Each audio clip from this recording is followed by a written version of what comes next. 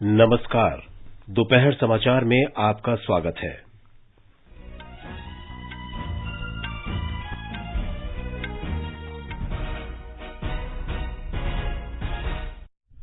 प्रधानमंत्री नरेंद्र मोदी ने स्वदेश में निर्मित विमान वाहक पोत आईएनएस विक्रांत का नौसेना में शामिल होना देश के लिए ऐतिहासिक बताया।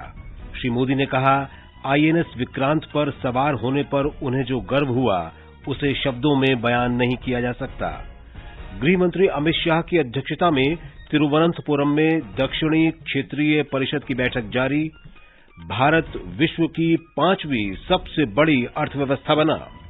प्रधान न्यायाधीश ने कहा, उच्चतम न्यायालय ने 4 दिनों में 1293 मामलों का निपटारा किया। पद्म पुरस्कारों के लिए 15 सितंबर तक नाम दाखिल किए जा सकते हैं। गृह मंत्रालय ने कहा, आवेदन केवल राष्ट्रीय पुरस्कार पोर्टल पर ही किया जा सकता है। राष्ट्रीय राजधानी क्षेत्र दिल्ली की तर्ज पर उत्तर प्रदेश में लखनऊ में राज्य राजधानी क्षेत्र विकसित किया जाएगा। केंद्र सरकार की महिला कर्मचारियों को जन्म के तुरंत बाद या प्रसव के दौरान शिशु की मृत्यु होने पर 60 दिन का विशेष मातृत्व अवकाश मिलेगा। एशिया कप क्रिकेट में चोटिल रविंद्र जडेजा के स्थान पर अक्षर पटेल टीम में शामिल। और अमेरिकी ओपन टेनिस में 23 बार की ग्रैंड स्लैम विजेता सेरेना विलियम्स टूर्नामेंट से बाहर।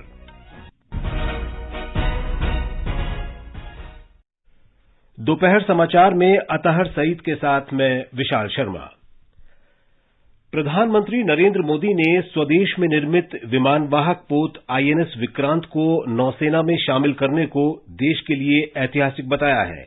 आज ट्विटर पर एक वीडियो साझा करते हुए श्री मोदी ने कहा कि आईएनएस विक्रांत पर सवार होने पर उन्हें जो गर्व हुआ उसको शब्दों में बयान नहीं किया जा सकता। विशाल है, विराट है, विहंगम है। विक्रांत विशिष्ट है, विक्रांत विशेष भी है। विक्रांत केवल एक युद्धपोत नहीं है, ये 21वीं सदी के भारत के परिश्रम, प्रतिभा, प्रभाव और प्रतिबद्धता का प्रमाण है। यदि लक्ष्य दुरंत है, यात्राएं दिगंत है, समंदर और चुनौतियां अनंत है, तो भारत का उत्तर है विक्रांत। आईएनएस विक्रांत के नौसेना में शामिल करने से भारत उन चुनिंदा देशों के समूह में शामिल हो गया है जिनके पास विमान वाहक पोत बनाने की विशिष्ट क्षमता है। आईएनएस विक्रांत अत्याधुनिक उपकरणों और प्रणालियों से युक्त है। प्रधानमंत्री ने इस अवसर पर भारतीय नौसेना के नए ध्वज का भी अनावरण किया। केंद्रीय गृह मंत्री अमित शाह केरल के तिरुवनंतपुरम में 30वीं दक्षिणी क्षेत्रीय परिषद की बैठक की अध्यक्षता कर रहे हैं। बैठक में मुख्यमंत्री पिनराई विजयन, तमिलनाडु के मुख्यमंत्री एमके स्टालिन, कर्नाटक के मुख्यमंत्री बसवराज बोम्मई और दक्षिणी केंद्र शासित प्रदेशों के उपराज्यपाल उपस्थित हैं। राज्य और केंद्र सरकारों के मुख्य सचिव तथा वरिष्ठ अधिकारी भी बैठक में भाग ले रहे हैं। दक्षिणी क्षेत्रीय परिषद में केरल, तमिलनाडु, कर्नाटक, आंध्र प्रदेश, तेलंगाना, केंद्र शासित प्रदेश पुदुचेरी, लक्षद्वीप, अंडमान और निकोबार द्वीप समूह भी शामिल हैं। बैठक में क्षेत्र के अंतर्गत आने वाले केंद्र और राज्यों से जुड़े मुद्दों पर व्यापक चर्चा हुई। श्री अमित शाह केरल के 2 दिवसीय दौरे पर कल तिरुवनंतपुरम पहुंचे। श्री शाह आज शाम तिरुवनंतपुरम में भारतीय जनता पार्टी के अनुसूचित जाति मोर्चा के एक सम्मेलन का भी उद्घाटन करेंगे। भारत ब्रिटेन को पीछे छोड़कर विश्व की 5वीं सबसे बड़ी अर्थव्यवस्था बन गया है। ट्वीट संदेश में वित्त मंत्री निर्मला सीतारामन ने कहा है कि अंतर्राष्ट्रीय मुद्रा कोष के अनुमान दर्शाते हैं कि भारत इस वर्ष वार्षिक आधार पर ब्रिटेन से आगे निकल गया है। इन अनुमानों के आधार पर भारत अमेरिका, चीन, जापान और जर्मनी से ठीक पीछे 5वें स्थान पर है। श्रीमती सीतारामन ने कहा कि 1 दशक पहले भारत सबसे बड़ी अर्थव्यवस्थाओं में 11वें स्थान पर था, जबकि ब्रिटेन 5वें स्थान पर था। स्वास्थ्य मंत्री डॉक्टर मनसुख मांडविया ने कहा है कि प्रधानमंत्री नरेंद्र मोदी के नेतृत्व में सुधार, प्रदर्शन और बदलाव के मंत्र से नया भारत सफलता का इतिहास लिख रहा है। उन्होंने कहा कि देश तेजी से आर्थिक महाशक्ति बनने की ओर बढ़ रहा है। भारतीय जनता पार्टी ने आज कांग्रेस पर निशाना साधते हुए कहा कि विपक्षी दल अपनी औपनिवेशिक मानसिकता को छोड़ नहीं पा रहे हैं। नई दिल्ली में पार्टी प्रवक्ता संबित पात्रा ने कहा कि भारत ब्रिटेन को पीछे छोड़ते हुए दुनिया की 5वीं सबसे बड़ी अर्थव्यवस्था बन गया है। उन्होंने कहा कि हम पर कभी शासन करने वाली अर्थव्यवस्था अब हमसे पिछड़ रही है। ये समाचार हमारी वेबसाइट newsonair.com/hindi और हमारी mobile app news on AIR पर भी उपलब्ध हैं। सुनो ना। हाँ? सोच रहा हूँ अपना बिजनेस क्यों न बढ़ा लूं। तो रोका किसने है? हाँ? रोका तो किसी ने नहीं, पर समझ नहीं आ रहा कि मदद किससे मांगूं। मुझसे। तुमसे? तो अच्छा बताओ फिर। आकाशवाणी है ना, मैंने सुना है उसका नेटवर्क देश भर में फैला है। पर उससे मेरा क्या फायदा? देखो, फायदा है, जिस शहर में चाहो विज्ञापन की मदद से उपभोक्ताओं तक पहुंच जाओ। पर अब ये भी तो बता दो कि आकाशवाणी से संपर्क कैसे करूं? बहुत आसान है, मैं बताती हूँ। नंबर नोट करो, 870-001-4242। ओ 870-001-4242। हाँ। लो अभी फोन लगाता हूँ 870-001-4242 पर।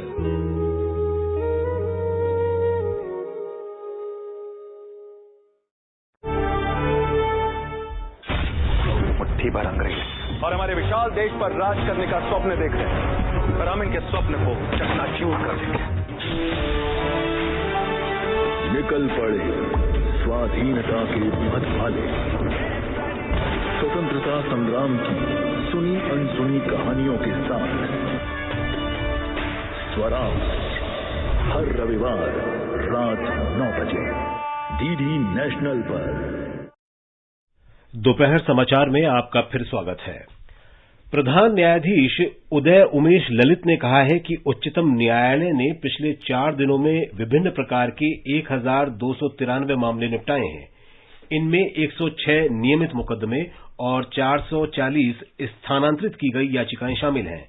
बार काउंसिल ऑफ इंडिया द्वारा उन्हें दी गई शुभकामनाओं पर प्रधान न्यायाधीश ने कहा कि देश भर के वकीलों को यह संदेश जाना चाहिए कि शीर्ष न्यायालय अधिक से अधिक मुकदमों का निपटारा करने का प्रयास करेगा। उच्चतम न्यायालय के वरिष्ठ न्यायाधीश न्यायमूर्ति डीवाई चंद्रचूड़ को राष्ट्रीय विधिक सेवा प्राधिकरण का कार्यकारी अध्यक्ष मनोनीत किया गया है। विधि और न्याय मंत्री किरेन रिजिजू ने ट्वीट संदेश में न्यायमूर्ति डीवाई चंद्रचूड़ को शुभकामनाएं दी हैं। 1959 में जन्मे न्यायमूर्ति डीवाई चंद्रचूड़ को 13 मई 2016 को उच्चतम न्यायालय में न्यायाधीश नियुक्त किया गया था। उत्तर प्रदेश में राष्ट्रीय राजधानी क्षेत्र दिल्ली की तर्ज पर लखनऊ में राज्य राजधानी क्षेत्र बनाया जाएगा। मुख्यमंत्री योगी आदित्यनाथ ने कल आवास और शहरी नियोजन विभाग, आवास विकास परिषद और सभी शहरी विकास प्राधिकारियों के साथ वीडियो कॉन्फ्रेंसिंग में एक समीक्षा बैठक में इस संबंध में निर्देश दिए।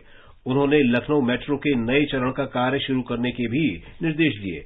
ब्यौरा हमारे संवाददाता से। मुख्यमंत्री योगी आदित्यनाथ ने कहा कि लगातार हो रहे समन्वित प्रयासों से राजधानी लखनऊ में सभी किस्म की आधुनिक शहरी सुविधाएं बढ़ी हैं। आसपास के जिलों में भी जनसंख्या बढ़ रही है और कभी कभी राजधानी में अनियोजित विकास की शिकायतें भी आती रहती हैं। मुख्यमंत्री ने कहा कि भविष्य की जरूरतों को ध्यान में रखते हुए उत्तर प्रदेश राज्य राजधानी क्षेत्र को राष्ट्रीय राजधानी क्षेत्र की तरह बनाया जाए। उन्होंने कहा कि लखनऊ और आसपास के जिलों जैसे उन्नाव, सीतापुर, रायबरेली, बाराबंकी, कानपुर शहर और कानपुर देहात को राज्य राजधानी क्षेत्र में शामिल किया जा सकता है। उन्होंने राजधानी लखनऊ में आधुनिक सुविधाओं से युक्त कन्वेंशन सेंटर की जरूरत पर भी जोर दिया। सुशील चंद्र तिवारी, आकाशवाणी समाचार, लखनऊ। पद्म पुरस्कार 2023 के लिए 15 सितंबर तक नामांकन भरे जा सकते हैं। गृह मंत्रालय ने कहा कि पद्म पुरस्कारों के लिए सिफारिशें और नामांकन केवल राष्ट्रीय पुरस्कार पोर्टल पर ऑनलाइन किए जाएंगे। पुरस्कारों की घोषणा अगले वर्ष गणतंत्र दिवस के अवसर पर की जाएगी। पद्म विभूषण, पद्म भूषण और पद्मश्री देश के सर्वोच्च नागरिक पुरस्कार हैं। 1954 में स्थापित इन पुरस्कारों की घोषणा प्रत्येक वर्ष गणतंत्र दिवस के अवसर पर की जाती है। ये पुरस्कार कला, साहित्य और शिक्षा, खेल, चिकित्सा, सामाजिक कार्य, विज्ञान और इंजीनियरिंग, व्यापार और उद्योग क्षेत्र में विशिष्ट कार्यों के लिए दिए जाते हैं। केंद्र सरकार की महिला कर्मचारियों को जन्म के तुरंत बाद या प्रसव के दौरान शिशु की मृत्यु हो जाने पर 60 दिन का विशेष अवकाश मिलेगा। कार्मिक और प्रशिक्षण विभाग ने कल इस बारे में आदेश जारी किया। कार्मिक, लोक शिकायत और पेंशन मंत्रालय ने बताया कि शिशु के जन्म से पूर्व ही या जन्म के तुरंत बाद मृत्यु होने पर महिला को मानसिक आघात पहुंचने की स्थिति को ध्यान में रखते हुए ये निर्णय लिया गया है। केंद्रीय प्रत्यक्ष कर बोर्ड सीबीडीटी ने इस वर्ष 1 अप्रैल से 31 अगस्त तक 1 करोड़ 97 लाख से अधिक करदाताओं को 1,14,000 करोड़ रुपए से अधिक का रिफंड जारी किया है। आयकर विभाग ने इस ट्वीट में बताया कि 1 करोड़ 96 लाख से अधिक मामलों में 61,252 करोड़ रुपए का रिफंड जारी किया गया है और 1,46,000 से अधिक मामलों में 53,000 करोड़ रुपए से अधिक के कॉर्पोरेट टैक्स रिफंड जारी किए गए हैं। आगे बढ़ने से पहले मुख्य समाचारों पर एक नजर। प्रधानमंत्री नरेंद्र मोदी ने स्वदेश में निर्मित विमान वाहक पोत आईएनएस विक्रांत का नौसेना में शामिल होना देश के लिए ऐतिहासिक बताया। श्री मोदी ने कहा, आईएनएस विक्रांत पर सवार होने पर उन्हें जो गर्व हुआ उन्हें शब्दों में बयान नहीं किया जा सकता। गृहमंत्री अमित शाह की अध्यक्षता में तिरुवनंतपुरम में दक्षिणी क्षेत्रीय परिषद की बैठक जारी। भारत विश्व की 5वीं सबसे बड़ी अर्थव्यवस्था बना। प्रधान न्यायाधीश ने कहा, उच्चतम न्यायालय ने 4 दिनों में 1,293 मामलों का निपटारा किया। पद्म पुरस्कारों के लिए 15 सितंबर तक नाम दाखिल किए जा सकते हैं। गृह मंत्रालय ने कहा, आवेदन केवल राष्ट्रीय पुरस्कार पोर्टल पर ही किया जा सकता है। राष्ट्रीय राजधानी क्षेत्र दिल्ली की तर्ज पर उत्तर प्रदेश में लखनऊ में राज्य राजधानी क्षेत्र विकसित किया जाएगा। केंद्र सरकार की महिला कर्मचारियों को जन्म के तुरंत बाद या प्रसव के दौरान शिशु की मृत्यु होने पर 60 दिन का विशेष मातृत्व अवकाश मिलेगा। और एशिया कप क्रिकेट में चोटिल रविंद्र जडेजा के स्थान पर अक्षर पटेल टीम में शामिल। अमेरिकी ओपन टेनिस में 23 बार की ग्रैंड स्लैम विजेता सेरेना विलियम्स टूर्नामेंट से बाहर। मणिपुर में जनता दल यूनाइटेड के 5 विधायक सत्तारूढ़ भारतीय जनता पार्टी में शामिल हो गए हैं। विधानसभा अध्यक्ष ने इन 5 विधायकों के भाजपा में विलय को स्वीकार कर लिया है। प्रदेश में अब जनता दल यूनाइटेड के मोहम्मद अब्दुल नासिर एकमात्र विधायक बचे हैं।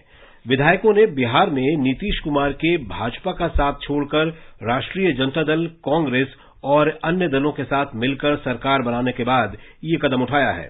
मणिपुर में जनता दल यूनाइटेड ने इस साल मार्च में विधानसभा चुनाव में 38 सीटों में से 6 पर जीत हासिल की थी। भारतीय जनता पार्टी ने 60 सदस्यीय राज्य विधानसभा में 32 सीटें जीतकर बहुमत हासिल किया था। भाजपा के वरिष्ठ नेता और सांसद सुशील मोदी ने बिहार के मुख्यमंत्री पर कटाक्ष करते हुए कहा कि मणिपुर और अरुणाचल प्रदेश जनता दल यूनाइटेड मुक्त हो गए हैं। भारतीय जनता पार्टी के प्रवक्ता संबित पात्रा ने आज कांग्रेस पर निशाना साधते हुए कहा कि राष्ट्रीय अपराध रिकॉर्ड ब्यूरो के ताजा आंकड़ों के अनुसार कांग्रेस शासित राजस्थान देश में दुष्कर्म के मामलों में पहले नंबर पर है। सबसे बड़ा विषय महिलाओं के सशक्तिकरण और महिलाओं के स्वाभिमान को लेकर जिस प्रकार राजस्थान के मुख्यमंत्री ने हमला किया है, उसकी भी भारतीय जनता पार्टी निंदा करती है। एनसीआरबी की डाटा के मुताबिक दुखद विषय है कि कांग्रेस पार्टी द्वारा शासित राजस्थान आज रेप के मामले हैं उसमें सर्वाधिक आगे है। वो नंबर 1 पोजीशन में है इंडिया में। 6,340 रेप के केस 2021 में हुए हैं। श्री पात्रा ने कहा कि नेशनल हेराल्ड मामले में सोनिया गांधी और राहुल गांधी जमानत पर हैं और हाल ही में जब दोनों को जांच एजेंसियों द्वारा जांच के लिए बुलाया गया तो कांग्रेस ने विघटनकारी होने की कोशिश की। उन्होंने कहा कि कांग्रेस ने एजेंसियों पर दबाव बनाने की कोशिश की। भाजपा प्रवक्ता ने कहा कि कांग्रेस के एक प्रमुख नेता और उत्तर प्रदेश के पूर्व मुख्यमंत्री चंद्रभानु गुप्ता ने हाल ही में प्रकाशित अपनी जीवनी में अखबार के वित्त पोषण के संबंध में कई सवाल उठाए हैं।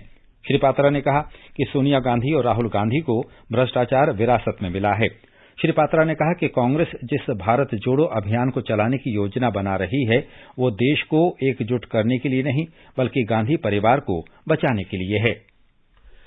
राष्ट्रव्यापी टीकाकरण अभियान के अंतर्गत देश में अब तक 213 करोड़ से अधिक कोविड रोधी टीके लगाए जा चुके हैं। स्वास्थ्य मंत्रालय ने कहा है कि पिछले 24 घंटे में 25,83,000 से अधिक टीके लगाए गए। इस दौरान देश में 7,219 नए मामलों की पुष्टि हुई। वर्तमान में 56,745 रोगियों का इलाज चल रहा है। कल 9,600 से अधिक मरीज ठीक हुए। गृहमंत्री अमित शाह सोमवार को मुंबई के दौरे पर रहेंगे। महाराष्ट्र के उप मुख्यमंत्री देवेंद्र फडणवीस ने बताया कि केंद्रीय मंत्री गणेश उत्सव में बप्पा का आशीर्वाद लेने आ रहे हैं। उन्होंने कहा कि श्री शाह मुख्यमंत्री एकनाथ शिंदे और मुंबई भाजपा अध्यक्ष आशीष शेलार के आवास पर गणेश उत्सव में शामिल होंगे। दोपहर बाद श्री शाह पवई में एक स्कूल का उद्घाटन करेंगे। श्री फडणवीस ने बताया कि गृह मंत्री मुंबई में पार्टी की कोर समिति की बैठक की अध्यक्षता भी करेंगे। हैदराबाद में गणेश चतुर्थी समारोहों के अंतर्गत 17,000 नारियल का इस्तेमाल कर पर्यावरण अनुकूल गणेश प्रतिमा तैयार की गई है। नारियल की ये गणेश प्रतिमा हैदराबाद के लोअर टैंक बंद इलाके में आकर्षण का केंद्र बनी हुई है। आयोजकों ने बताया कि केरल के एक कलाकार ने हैदराबाद आकर ये प्रतिमा तैयार की, जो गणेश पंडाल में सजाई गई है। पर्यावरण अनुकूल गणेश प्रतिमाएं तैयार करने के बारे में बढ़ती जागरूकता के कारण अधिक से अधिक आयोजक अब प्लास्टर ऑफ पेरिस की बजाय हरित गणेश प्रतिमाओं को बढ़ावा दे रहे हैं। 10 दिन का गणेश चतुर्थी उत्सव हैदराबाद में जारी है और लोग पंडालों में सजी हुई विभिन्न प्रकार की गणेश प्रतिमाओं को देखने के लिए उमड़ रहे हैं। और अब खेल जगत की खबरों के साथ ही जागृति शर्मा। के ऑलराउंडर क्रिकेट खिलाड़ी रविंद्र जडेजा घुटने की चोट के कारण Asia cup T20 cricket tournament के शेष मैच नहीं खेल पाएंगे। भारतीय क्रिकेट नियंत्रण बोर्ड ने उनकी जगह अक्षर पटेल को भारतीय टीम में शामिल किया है।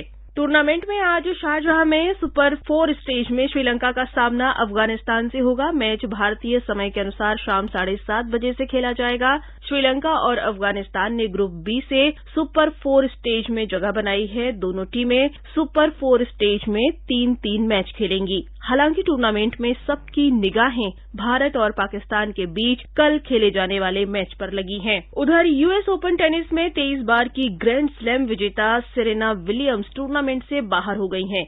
सेरेना को तीसरे दौर में क्रोएशिया की अजला टोमलजानोविक से हार का सामना करना पड़ा। भारतीय राष्ट्रीय राइफल संघ ने मिस्र में आगामी निशानेबाजी विश्व चैंपियनशिप के लिए 48 सदस्यों की भारतीय राइफल और पिस्टल टीम की घोषणा कर दी है। लंदन ओलंपिक्स में रजत पदक विजेता विजय कुमार 4 वर्ष बाद अंतर्राष्ट्रीय प्रतियोगिता में भाग लेंगे। रैपिड फायर पिस्टल में उनके अलावा अनीश भानवाला और विजयवीर सिद्धू भी भारतीय दल में शामिल हैं।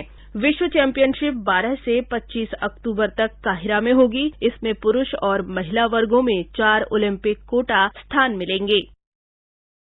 ये समाचार आकाशवाणी से प्रसारित किए जा रहे हैं। ताजा समाचार जानने के लिए आप हमारे Twitter handle @AIR News Hindi को फॉलो कर सकते हैं। कंपटीशन की अगर आप कर रहे हैं तैयारी, तो उनके लिए ऑल इंडिया रेडियो पर हम लाए हैं अभ्यास, एक ऐसा कार्यक्रम जिसमें आप पूछेंगे सवाल व्हाट्सएप नंबर 9289094044 पर, या फिर ईमेल करेंगे abhyas.airnews@gmail.com पर, और हमारे विशेषज्ञ देंगे इसका जवाब। आपका अभ्यास हमारा प्रयास।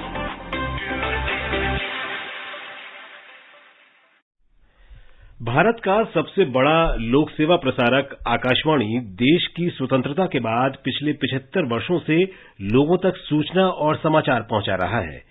आजाद भारत की बात आकाशवाणी के साथ श्रृंखला पेश करते हुए आकाशवाणी समाचार स्वतंत्रता के 75 वर्ष पूरे होने का उत्सव मना रहा है। ये कार्यक्रम आकाशवाणी के माध्यम से जीवन के विभिन्न क्षेत्रों में स्वतंत्रता के बाद भारत की यात्रा का वर्णन करता है। आज की कड़ी में हम आपके लिए 1991 से 1999 के दौरान भारत रत्न से सम्मानित हस्तियों की जानकारी लाए हैं।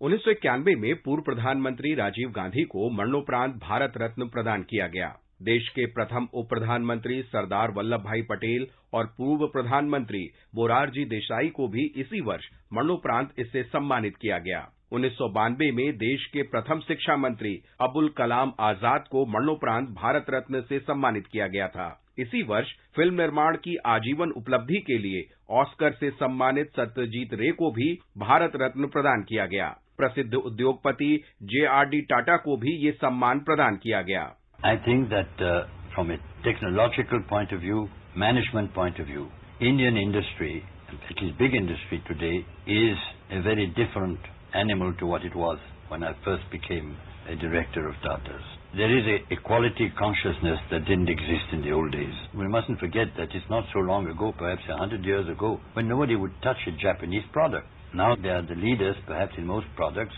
largely on the basis of quality. So, first of all, there is a big change. 1997 में पूर्व अंतरिम प्रधानमंत्री गुलजारी लाल नंदा को भी भारत रत्न प्रदान किया गया।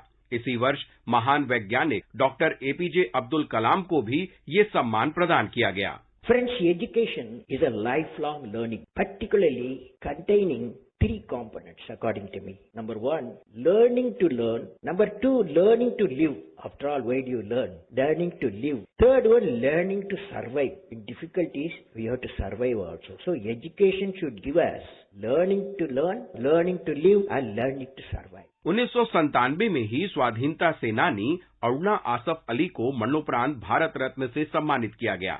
1998 में कर्नाटक संगीत की जानी मानी हस्ती एमएस सुब्बुलक्ष्मी और स्वाधीनता सेनानी और पूर्व कृषि मंत्री चिदम्बरम सुब्रमण्यम को ये सम्मान प्रदान किया गया। 1999 में स्वाधीनता सेनानी और महात्मा गांधी के निकट सहयोगी लोक नायक जयप्रकाश नारायण, नोबेल पुरस्कार से सम्मानित अर्थशास्त्री अमर्त्य सेन, स्वतंत्रता सेनानी और असम के प्रथम मुख्यमंत्री गोपीनाथ बरदोलोई और जाने माने सितार वादक पंडित रविशंकर को भारत रत्न प्रदान किया गया। शशांक कुमार, आकाशवाणी समाचार, दिल्ली।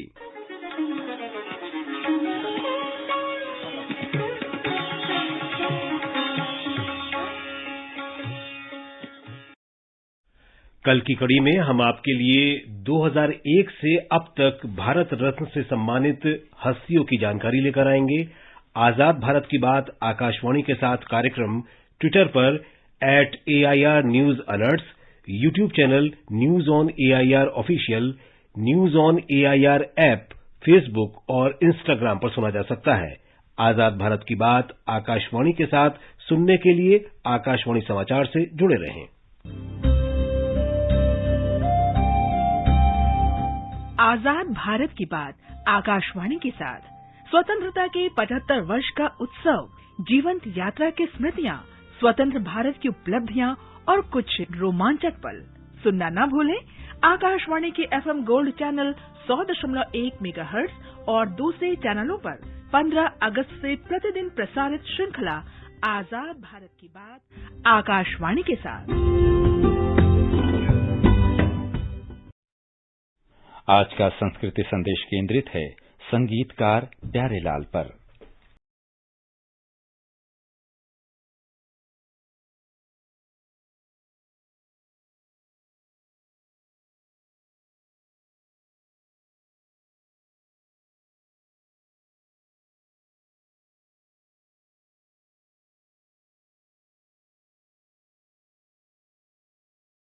बॉलीवुड में एक समय ऐसा भी था जब किसी फिल्म में लक्ष्मीकांत प्यारेलाल के संगीत का मतलब होता था बॉक्स ऑफिस पर सफलता की गारंटी। उन दिनों फिल्मों की सफलता का पूरा दारोमदार फिल्म के गानों पर हुआ करता था, इसलिए उस समय हर बड़ा निर्माता अपनी फिल्म में लक्ष्मीकांत प्यारेलाल का ही संगीत चाहता था।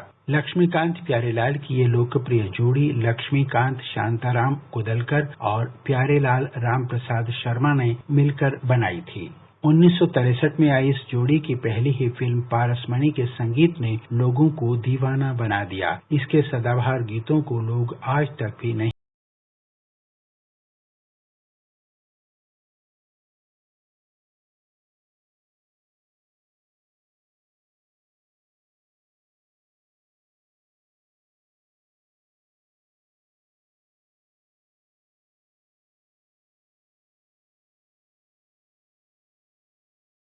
जन्मदिन है लक्ष्मी प्यारी की जोड़ी के प्यारेलाल का। प्यारेलाल रामप्रसाद शर्मा का जन्म 3 सितंबर 1940 को उत्तर प्रदेश के गोरखपुर में हुआ था। संगीत का प्रेम इन्हें पिता से विरासत में मिला था। इनके पिता पंडित राम प्रसाद शर्मा अपने समय के प्रसिद्ध बिगुल वादक थे। प्यारेलाल ने 8 साल की उम्र से ही वायलिन सीखना शुरू कर दिया था। बचपन में ही ये रोज 8 से 12 घंटे तक रियाज किया करते थे। इन्होंने गोवा के संगीतकार एंथनी गोंजाल्विस से वायलिन बजाना सीखा। जब प्यारेलाल 12 साल के थे तो इनके परिवार की आर्थिक स्थिति बहुत खराब हो गई और इन्हें इस छोटी सी उम्र में स्टूडियो में जाकर काम करना पड़ा। घर का गुजारा करने के लिए प्यारेलाल उस समय रंजीत स्टूडियो और कई अन्य स्टूडियो में वायलिन बजाते थे। प्यारेलाल की जोड़ीदार लक्ष्मीकांत की संगीत यात्रा भी कुछ कम रोचक नहीं रही। जब वे 10 साल के थे तब उन्होंने रेडियो क्लब कोलाबा में आयोजित लता मंगेशकर के एक कंसर्ट में सारंगी बजाने का काम किया। इनके काम से लता मंगेशकर इतनी प्रभावित हुई कि कार्यक्रम के बाद उन्होंने लक्ष्मीकांत से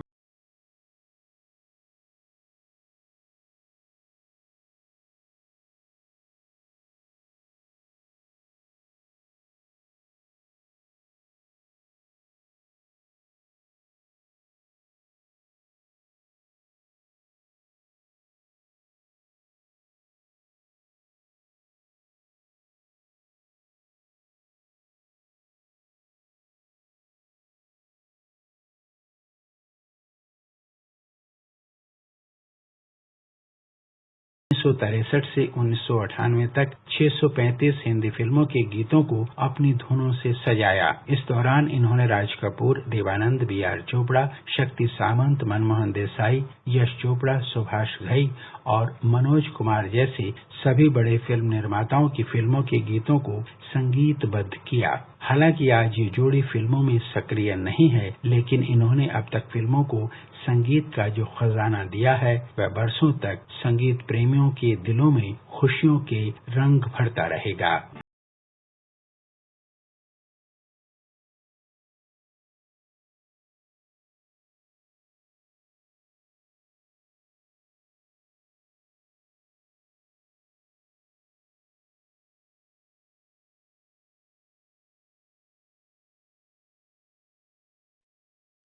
मौसम विभाग ने कहा है कि सितंबर में देश के विभिन्न क्षेत्रों में अत्यधिक वर्षा हो सकती है।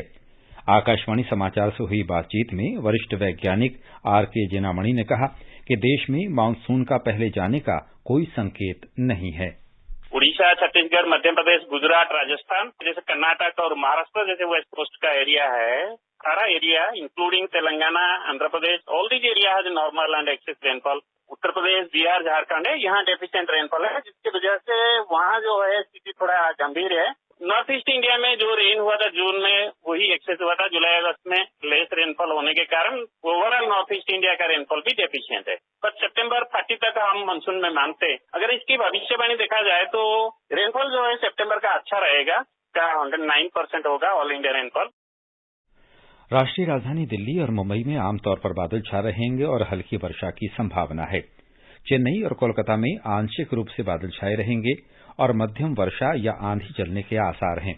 इन महानगरों में न्यूनतम तापमान 26 डिग्री सेल्सियस दर्ज किया गया, जबकि अधिकतम तापमान 36 डिग्री सेल्सियस रहने की संभावना है। श्रीनगर में आसमान साफ रहेगा, दोपहर या शाम को आंशिक रूप से बादल छाए रहेंगे। जम्मू में आंशिक रूप से बादल छाए रहेंगे और 1 या 2 बार वर्षा हो सकती है या गरज के साथ बौछारें पड़ने की संभावना है। लेह, गिलगित और मुजफ्फराबाद में आमतौर पर बादल छाए रहेंगे और वर्षा हो सकती है या धूल भरी आंधी चलने की संभावना है। गुवाहाटी, ईटानगर, शिलंग, कोहिमा, आइजोल और इम्फाल में आमतौर पर बादल छाए रहेंगे और 1 या 2 बार वर्षा हो सकती है या गरज के साथ बौछारें पड़ सकती हैं। गैंगटॉक में बादल छाए रहेंगे और भारी वर्षा की संभावना है। और अब अंत में मुख्य समाचार एक बार फिर। प्रधानमंत्री नरेंद्र मोदी ने स्वदेश में निर्मित विमान वाहक पोत आईएनएस विक्रांत का नौसेना में शामिल होना देश के लिए ऐतिहासिक बताया। श्री मोदी ने कहा, आईएनएस विक्रांत पर सवार होने पर उन्हें जो गर्व हुआ उसे शब्दों में बयान नहीं किया जा सकता। गृह मंत्री अमित शाह की अध्यक्षता में तिरुवनंतपुरम में दक्षिणी क्षेत्रीय परिषद की बैठक जारी। भारत विश्व की 5वीं सबसे बड़ी अर्थव्यवस्था बना। प्रधान न्यायाधीश ने कहा, उच्चतम न्यायालय ने 4 दिनों में 1293 मामलों का निपटारा किया। पद्म पुरस्कारों के लिए 15 सितंबर तक नाम दाखिल किए जा सकते हैं। गृह मंत्रालय ने कहा, आवेदन केवल राष्ट्रीय पुरस्कार पोर्टल पर ही किया जा सकता है। राष्ट्रीय राजधानी क्षेत्र दिल्ली की तर्ज पर उत्तर प्रदेश में लखनऊ में राज्य राजधानी क्षेत्र विकसित किया जाएगा। केंद्र सरकार की महिला कर्मचारियों को जन्म के तुरंत बाद या प्रसव के दौरान शिशु की मृत्यु होने पर 60 दिन का विशेष मातृत्व अवकाश मिलेगा। एशिया कप क्रिकेट में चोटिल रविंद्र जडेजा के स्थान पर अक्षर पटेल टीम में शामिल। और अमेरिकी ओपन टेनिस में 23 बार की ग्रैंड स्लैम विजेता सेरेना विलियम्स टूर्नामेंट से बाहर। इसके साथ ही दोपहर समाचार का ये अंक समाप्त हुआ। नमस्कार।